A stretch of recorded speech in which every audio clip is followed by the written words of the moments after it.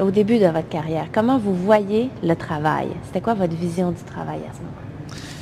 Ma vision du travail était assez polarisée. Donc, pour moi, le travail, c'était deux choses. Une obligation que je me devais de faire pour ne pas être un sans-cœur. J'étais pris avec beaucoup de croyances en ce sens-là.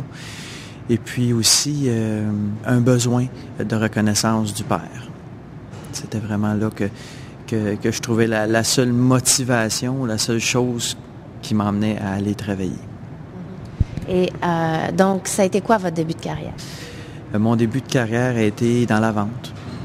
En même temps, je suivais des cours de vente. En même temps, j'avais ouvert un commerce dans la vente de disques. Je faisais tout ça en même temps. J'allais à l'école. Aussi, je travaillais pour mon père. Lui, il avait des foyers d'accueil pour personnes de maladie mentale. Là, j'ai commencé à travailler beaucoup. L'école pouvait commencer à 8 heures le matin à Laval. Et puis, je pouvais finir mes ventes de disques à 11 heures le soir. Bien sûr, il est venu un épuisement, puis aussi un désintéressement. À partir de là, j'ai commencé pour une première fois sur la fin de mes études à faire une dépression qui a duré environ 2 mois. Et pourquoi vous travailliez autant?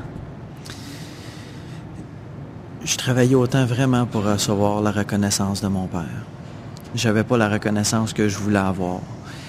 J'avais pris le travail vraiment comme une relation, une façon, la seule façon pour moi d'avoir une relation avec mon père, c'était par le travail. Et aussi toujours pour fuir la culpabilité d'être arrêté puis de me penser sans cœur ou paresseux ou des choses comme ça. Tellement j'étais pris dans des obligations, dans les pressions que je me mettais, que j'arrivais pas là, à trouver satisfaction. J'aurais toujours pu faire plus. Ça pouvait toujours être mieux. J'étais aussi dans le perfectionnisme. Donc, je me disais que si je n'avais pas la reconnaissance de mon père, c'est parce que c'était pas assez. Donc, je voulais en faire plus. Après, qu'est-ce qui s'en est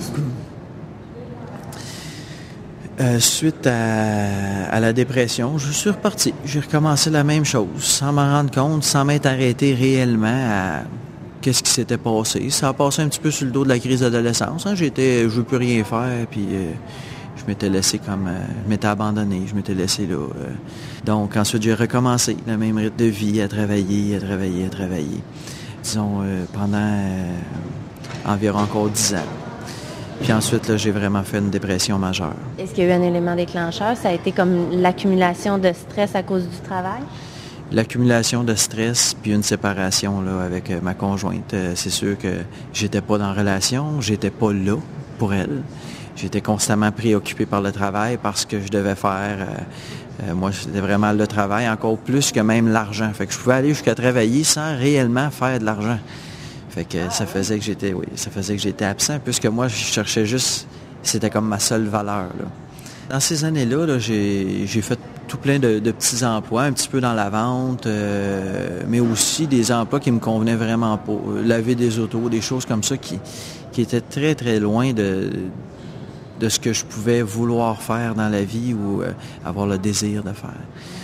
Donc, j'étais vraiment déconnecté, dans le fond, de toute motivation. Je le faisais juste pour être un sans-cœur, puis pour tenter de me valoriser, puis avoir la reconnaissance. Est-ce que dans la société dans laquelle on vit, c'est ça, il faut travailler? Oui, c'est exactement ça. À mon avis, qui se passe, c'est qu'on est dans une société où est-ce que les croyances qu'il faut travailler et puis avoir un bon salaire, des choses comme ça. Il y a beaucoup de croyances qui font que plusieurs personnes sont dans des postes qui ne leur conviennent pas du tout.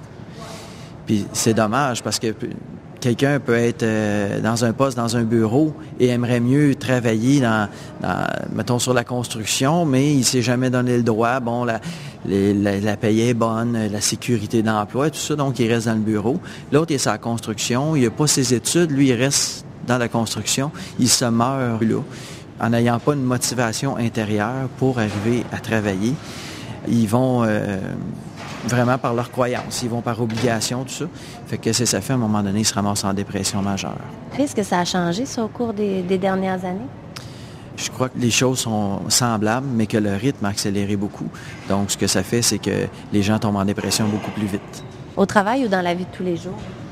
Je crois que c'est les deux. Puis bien sûr, dans la vie de tous les jours, c'est ça aussi. Hein?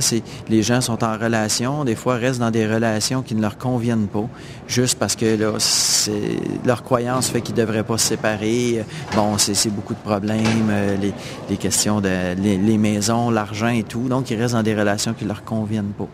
Quand les gens viennent en thérapie, suite à des dépressions, des burn-out, c'est un petit peu ce qui arrive. C'est qu'ils prennent conscience, là, que c'est pas pour rien qu'ils sont affectés comme ça puis qu'ils sont défaits comme ça. C'est pas juste de la fatigue. Je lisais, là, je passe sur l'autoroute, il y a une affiche qui dit « Le repos ne guérit pas le burn-out ». Non, le repos ne guérit pas le burn-out. C'est retrouver notre motivation intérieure, retrouver qu'est-ce qu'on aime, qu'est-ce qu'on désire. C'est ce qui fait qu'on arrive à exister puis à se nourrir du travail plutôt qu'à aller se tuer au travail. Et ça, c'est difficile à faire? Quand on est pris avec des croyances comme moi je l'étais, je crois que c'est très difficile à faire. Il n'y a pas de liberté dans toutes ces croyances-là. Il y a des croyances qui font « je vais faire ce que mon père voulait que je sois avocat, donc je suis avocat » ou tout plein de croyances qui vont me maintenir que je n'aurai pas de liberté. Donc, je vais avoir un emploi peut-être plus payant, mais je vais aller compenser peut-être par le jeu compulsif. Là, il y a des gros problèmes de jeu compulsif, par toutes sortes de compensations qui vont faire qu'en bout de ligne, je ne serai pas réellement prospère. On a l'impression que ça se fait moins, ça, par exemple, que les jeunes font ce que les parents veulent, non? Je crois que ceux qui poursuivent des études, il y en a qui, oui, sont pris dans ces introjections-là. Beaucoup, peut-être, qui lâchent leurs études, donc se révoltent contre ça. Mais, bon, quand je prends le temps de regarder ça un petit peu, je pourrais dire que si les jeunes se révoltent contre ça et restent dans leur révolte, ça fait beaucoup de décrochage. Donc, ils savent qu'ils ne veulent pas faire ce que papa et maman voudraient qu'ils fassent, mais ils n'ont pas touché à qu'est-ce qu'ils veulent, eux, faire. Et puis, ça, c'est fréquent. Je regarde, bon, j'ai un enfant de 18 ans maintenant. Qu'est-ce que tu veux faire? Il ne le sait pas. Il n'en a vraiment aucune idée. Bien sûr, on peut dire qu'il y a plus de choix aujourd'hui qu'il y en avait avant. Si tu n'étais pas le cordonnier du village, tu étais la personne qui ferait les chevaux. Mais quand même, ils n'ont pas une motivation. Beaucoup de jeunes manquent la motivation intérieure, se cherchent beaucoup. Donc, ils sont dans une recherche d'identité. Et puis, ça, c'est pire, vous pensez? C'est pour cette génération-ci? C'est pire, mais c'est aussi mieux, dans le sens que là, ils ont le choix. C'est juste une étage de plus à faire, un pas de plus à faire. Ils se rendent compte qu'il y a un manque. Donc, nous, en tant que société, je crois qu'on devrait les appuyer, les aider vraiment à se trouver. Et ça, pas rendu en secondaire 3. Moi, je me souviens, je suis arrivé en secondaire 3, ils m'ont dit « Bon, qu'est-ce que tu veux faire dans la vie? » OK? J'avais aucune idée. Je crois que ça doit vraiment partir du primaire. De leur emmener à explorer des métiers, à regarder des choses comme ça. On peut voir les jeunes, des fois, ils vont aller visiter la caserne de pompiers. Bon, ça peut inspirer certains, mais c'est pas tout le monde qui veut devenir pompier. Donc, je crois qu'il devrait y avoir plus l'intégration au milieu du travail. À l'époque, c'était, tu travaillais avec ton père qui était cordonnier, et puis, bon, si tu aimais ça, tu avais ça. Mais au pire, tu avais ton oncle qui était boulanger, puis peut-être tu voulais devenir boulanger. Tu avais ça. Aujourd'hui, le tissu social est plus effrité. Donc, mon oncle, je le vois pas. Mon père, je le vois pas travailler. J'ai plus le contact avec le travail directement. Mais une fois rendu sur le marché du travail, par exemple, je sais pas, moi, je décide que je vais travailler en marketing. Donc là, j'arrive sur le marché du travail. Est-ce que les jeunes aujourd'hui font un saut? Est-ce que les jeunes sont préparés à faire face au marché du travail? Je suis convaincu que non. Ils ne sont pas préparés psychologiquement et pas juste par le travail. Le danger, c'est de regarder les tâches à accomplir sans penser à tout ce qui l'entoure. Tout ce qui entoure le travail, c'est des relations. Quand j'arrive dans un milieu de travail, je me dois d'être en relation avec une autorité. Je me dois d'être capable d'être en relation avec l'autorité. C'est quelque chose qui se perd beaucoup aujourd'hui. Les parents ne sont pas là, l'autorité n'est pas vraiment là. Donc, il n'y a pas une relation qui se fait avec l'autorité. Donc, le jeune arrive au travail, il n'est pas habitué avec l'autorité. Puis à un moment donné, l'autorité dit, bien regarde, j'entends que toi, c'est ton avis, que tu veux faire la publicité, par exemple, de telle façon, mais moi, c'est pas la mienne. Même si ton idée est quand même bonne, moi, c'est pas ça. Je veux que tu le fasses comme ça. Donc là, le jeune se révolte il y a une fermeture intérieure, il n'arrive pas à exister à travers ça. Donc, dans toute la relation, aussi, il va donner d'un travail à l'autre, lui aussi va être une autorité peut-être pour quelqu'un d'autre. Exister en tant qu'autorité avec les réactions des autres, l'autre n'est pas content, l'autre veut pas, l'autre sabote, ne fait pas ce qu'il devrait faire, ça cause des pressions, tout ça. Je crois beaucoup plus que la difficulté présentement au travail, c'est les relations, c'est ce qui n'est pas appris à l'école. J'ai un de mes amis, il est programmeur analyste, il me disait, il n'y a pas longtemps, il dit, moi, là, au cégep, là, le meilleur cours qui me sert tous les jours, c'est celui relations de travail.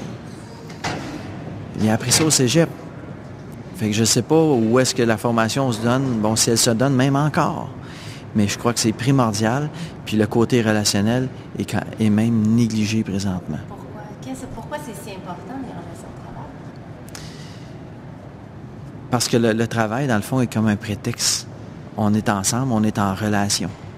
C'est... Bon, l'être humain, à la base, n'est pas un être de travail. L'être humain est un être de relation. Une personne qui s'en va faire l'ermite va se mourir, là. L'être humain est vraiment un être de relation. Est-ce que c'était moins comme ça avant et plus comme ça maintenant? Le rythme faisait qu'on avait le temps d'être en relation. Si vous regardez même au niveau des relations de couple, ce qui se passe aujourd'hui, c'est « bonjour, bonjour, bye-bye, on s'en va ». Là, il y a quelque chose qui m'a dérangé. J'ai été choqué parce que tu as mis ton auto en arrière de moi dans l'entrée puis ça m'empêchait de partir, mais j'ai pas le temps de te le dire. Ou je te le dis, mais vite fait. Donc, là, c'est l'autre qui reste pris avec la frustration. Et puis, on continue. Le soir, on n'a pas le temps de s'en parler. On est tous les deux crevés, là. On se couche, on dort de dos. Bon, le lendemain, ça repart. Le cadran sonne. Un part avant l'autre arrive. L'autre part travailler. Donc, au rythme. Au travail aussi, vu que le rythme accélère, il y a moyen facilement de ne pas prendre le temps. Je sais pas, je crois que ça doit sûrement vous êtes déjà arrivé, d'arriver au travail et puis d'avoir vécu quelque chose avant d'arriver, la veille, quelque chose d'important pour vous, et d'arriver vraiment habité, envahi par quelque chose. Je suis pas sûr que vous avez pris le temps de vous asseoir avec une collègue de travail et de dire « Hey, j'ai besoin de me faire une place. J'ai besoin de parler un petit peu parce que je suis envahi par ça. » Non, on travaille, il faut passer par-dessus et puis on continue. Je ne veux pas parler sur vous, je ne sais pas, mais je le dis quand même. La générale, la chose, c'est il faut qu'on passe par-dessus. Je ne suis pas pour lui parler de ça. Écoute, je suis en job, là. Donc, je passe par-dessus, puis je travaille. Au fond, je reste habité, je reste pas bien, et puis j'accumule, et puis j'accumule. Et puis une dépression, il faut avoir accumulé beaucoup de pression comme ça. Et ça, les jeunes ne sont pas préparés pour ce genre d'absence dans le fond de relation de travail? J'ai pas vu, moi, en étant père d'un enfant, dans ses cours, nulle part où est-ce qu'il était préparé à ça. Donc, c'est un petit peu, là, il y a un petit peu une game de balle entre l'école et les parents. Pour les parents, ça devrait être appris par l'école. Et pour l'école, ça fait partie du rôle des parents. Donc, les parents travaillent énormément, ils sont pas là, le jeune arrive, on passe souvent encore les jeunes avec la clé dans le cou, ils arrivent, ils jouent au Nintendo, les parents y arrivent, bon, là, c'est le souper, les devoirs, laver puis dodo. Il est où le temps pour apprendre à être en relation? Il n'est pas là. Et vous, dans votre cheminement, qu'est-ce qui a fait qu'à un moment donné, ça a reparti du bon côté? Vous avez trouvé un sens? Bien, suite à ma dépression majeure, oui, là, j'ai trouvé un sens. J'ai retrouvé qu'est-ce qui me motivait, qu'est-ce qui me... vraiment, ça a été une renaissance. Donc, je pourrais dire, mettons... précieuse dépression. Merci à la dépression de m'avoir permis de me retrouver. De retrouver... Qu'est-ce qui me fait vibrer, moi? Qu'est-ce que j'aime, moi? Qu'est-ce que j'ai le goût? Sans m'arrêter à toutes les croyances de « Ah, ben là, j'ai pas les études, j'ai pas l'argent pour faire les études, parce que, bon, les études en psychologie, c'est quelque chose qui est très, très dispendieux. » Sans m'arrêter à tout ça. J'ai un enfant, là, je peux pas aller aux études avec un enfant. Toutes les croyances qui pouvaient me bloquer, vraiment, là, me libérer de ça, puis juste regarder en dedans, qu'est-ce qui me motive. Ensuite, le reste est venu, le reste s'est mis en place. Les occasions, les cours, des fois qu'ils pouvaient se donner des cours des fins de semaine ou des soirs qui me permettaient ou bien par correspondance là, pour le secondaire, là, que je n'avais pas terminé non plus. Donc, toutes ces choses-là m'ont permis tranquillement. Les choses se sont mises en place et ça m'a permis d'arriver à ce que je voulais. Mais là, je vivais plus ça de la même façon. J'y allais plus de reculons. J'y allais plus en me faisant mal en dedans, puis en écrasant ce que je voulais. J'y allais en grandissant, puis en faisant vivre ce qui me faisait vibrer. Donc, à partir de là, j'allais pas vers l'épuisement, mais vers l'accomplissement. Merci. Ça fait plaisir.